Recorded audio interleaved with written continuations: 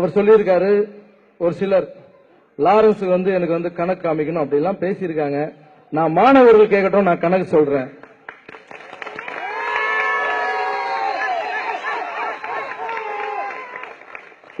என்னுடைய மாணவர்களும் என்னுடைய இளைஞர்களும் என்னுடைய மக்கள் கேட்கட்டும், நான் கணக்கு சொல்றேன். நீ யார் என்ன கேட்கறதுக்கு?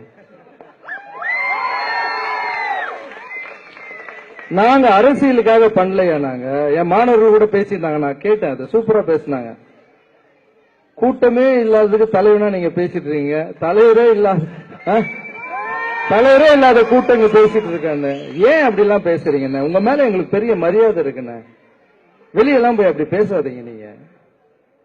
நீங்க தான் எங்களை வளர்த்தணும், நீங்க தான் வாழ்த்தணும். நீங்களே இந்த மாதிரி பண்ணா நல்லது பண்ணறதுக்கு நாங்க எப்படி வர முடியும்? அதுக்கப்புறம் அந்த கழுத்து வழியில அவ்வளவு பிரச்சனையிலயும் நாங்க அவ்வளவு பண்றோம்னா நீங்க என்கரேஜ் பண்ணாதான் நாங்க அடுத்தது எதனா நாங்கெல்லாம் ஓடி வர முடியும். லாரன்ஸ் லஞ்சம் வாங்கிட்டாரு. லாரன்ஸ் இந்த கட்சியை சேர்ந்தவர், அந்த கட்சியை நான் சொன்னா எங்கேயாவது நீங்க காமிங்க. நான் இவங்களை சப்போர்ட் பண்றேன்னு சொன்னா நான் தமிழ்நாட்டை விட்டே போயிடுறேன். நான் எனக்கு அரசியல் தெரியாது சார், வேணாம் சார், நீங்களே இழுத்துறாதீங்க சார் உள்ள, பிளீஸ் சார், புரிஞ்சுங்க சார். அதுக்கப்புறம் இன்னொரு வார்த்தை கூட சொல்லியிருக்காரு, என்ன விட்டுருங்க தம்பி, இப்பாப் தமிழா, அவர் எனக்கு தெரியும், அவர் எனக்கு இது வரைக்கும் பேசுனது கூட இல்ல. ஆனா நான் அவருக்கு இப்ப நான் சப்போர்ட் பண்றேன்.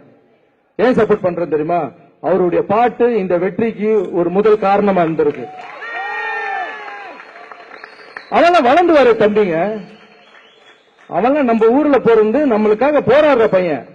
அவனை போயிட்டு லஞ்சம் வாங்கிட்டான் பேசுறீங்க சார். எங்களுக்கு அரசியல் தெரியாது சார். ஓபிஎஸ் சார் வீட்டுக்கு போய் பர்மிஷன் வாங்கி வரலான்னு போனோம். அங்க போனா இப்படி நடக்கணும்னு ஃபர்ஸ்ட் அனுபவம் சார் எனக்கு.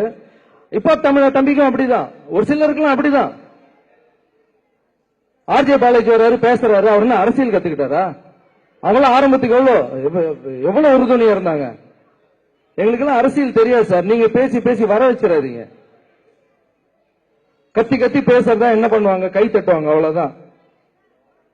நல்லது பண்ணுங்க, அப்பதான் ஓட்டு விழும். கத்தி கத்தி பேசினா கை தட்டல் தான் வரும்.